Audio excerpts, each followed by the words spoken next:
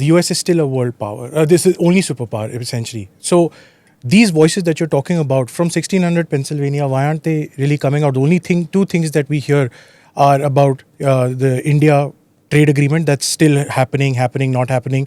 That or the Trump's claim that he got a ceasefire going between India and Pakistan. All the other things that you delineated, and also our relationships in the past with Biden and all, about all these positive moves between both our bilateral relationships, it seems that that's not been talked about at all. आप तो एक मुझे fundamental चीज पूछ रहे हो, चलो बोल देता हूँ मैं. मैंने आप ही के पॉडकास्ट में बोला था शायद, Smita, if I remember, I mentioned to you, and perhaps I've written about it, that the era when we would anticipate and assess that there would be a celebratory veneer on the rise of India, or at least a celebration or investment into the rise of India is over. If you are believing that now our journey from 4.5 trillion, wherever we are today, to 10 trillion is going to have cheerleaders from the capitals that were talking about us at the turn of the century, that era is over. We are in a different world. It's getting lonelier at the top.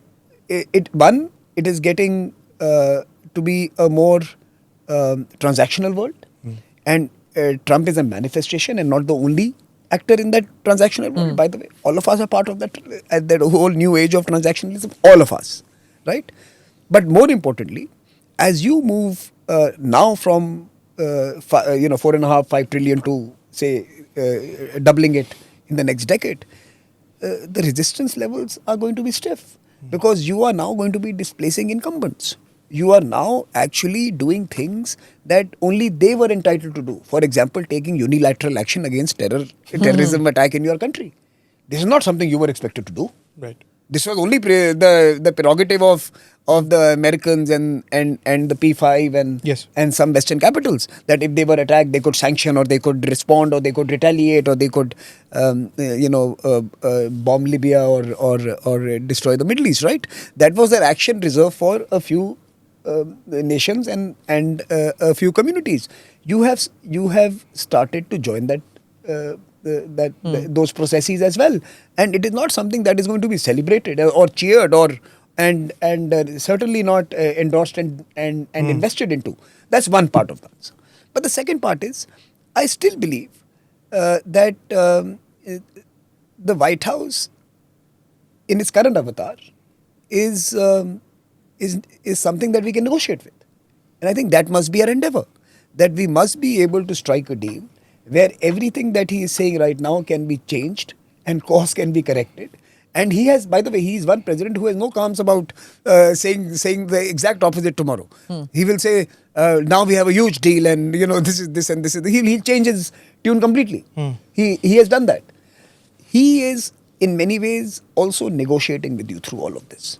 In my view, that the trade agreement that he wants, the economic deal that he seeks, the strategic partnership that he desires is being negotiated. These are loud negotiations happening. You don't have to become a part of it, by the way. My view is that as a big nation, we should decide what is good for us and what are the terms that we can offer.